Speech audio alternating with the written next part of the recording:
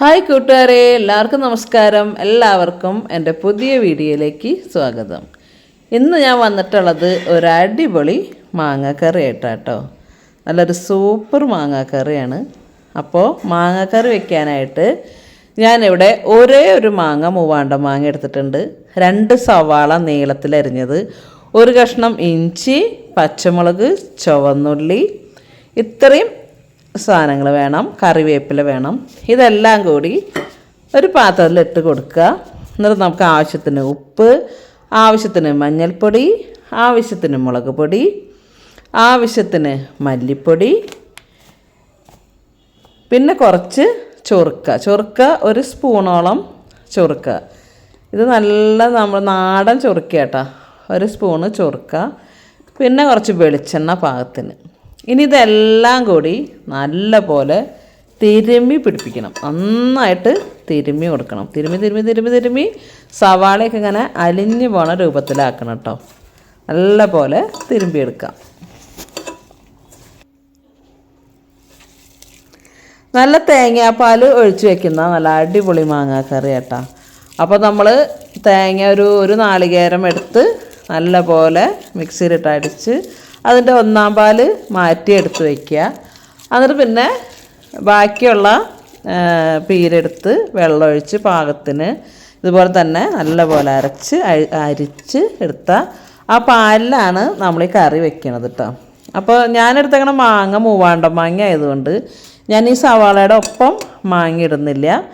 ഞാൻ കുറച്ച് ഒന്ന് തിളച്ച് സവാള വന്നതിന് ശേഷമാണ് ഞാൻ മാങ്ങ ഇടുന്നുള്ളൂ കേട്ടോ. അതല്ലെങ്കിൽ മാങ്ങ ഇതായി പോവും, അലിഞ്ഞു പോവും. അപ്പോൾ നാളികേരം പാൽ 1/4 പാല് മാറ്റി വെച്ചിട്ടുള്ള പാലെടുത്തതേ അടിപൊളിയായിട്ട് നമ്മൾ കുറച്ച് വെള്ളം ഒഴിച്ചിട്ടുള്ളൂ വെച്ചു. ഇനി ഇതൊന്ന് അടുപ്പത്ത് വെച്ച് നമുക്ക് വേവിച്ചെടുക്കണം. അപ്പോൾ നമ്മുടെ കറിയൊക്കെ നല്ല പോലെ തിളച്ച് വന്നിട്ടുണ്ട് കേട്ടോ. നല്ല തിളച്ച് വെള്ളമൊക്കെ ഒരുവിധം വറ്റി സവാള പകുതി മുക്കാൽ വന്നിട്ടുണ്ട്. അപ്പോൾ ഇനി നമുക്കിതിലേക്ക് മാങ്ങ ഇട്ട് കൊടുക്കാം. മാങ്ങ മൂവാണ്ട മാങ്ങ ആയതുകൊണ്ടാണ് അപ്പം തന്നെ ഇട്ട് കൊടുക്കാത്തത് കേട്ടോ. നല്ല ഉറച്ച ദശകട്ടിയുള്ള മാങ്ങയാണെങ്കിൽ നമുക്ക് ഒപ്പം ഇട്ട് കൊടുക്കാം. മൂവാണ്ട മാങ്ങ നമുക്ക് പെട്ടെന്ന് വെന്ത് കിട്ടുന്ന മാങ്ങ ആയതുകൊണ്ടാണ് ഞാനിടാത്തത്. ഇതിപ്പോൾ ഒന്ന് തിളച്ച് കഴിഞ്ഞാൽ നമ്മുടെ മാങ്ങയും വേവും കേട്ടോ. സുനീനെ കണ്ടോ നല്ല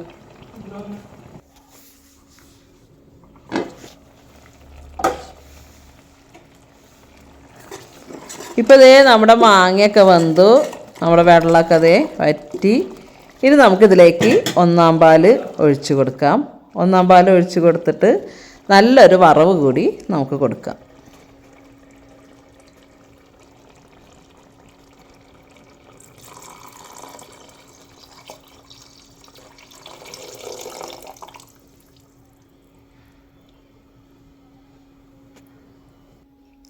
അപ്പോൾ നമ്മൾ 1/4 പാൽ ഒഴിച്ചു ഒന്ന് തിളച്ച് കഴിയുമ്പോൾ നമുക്ക് ഓഫ് ചെയ്ത് കൊടുക്കണം.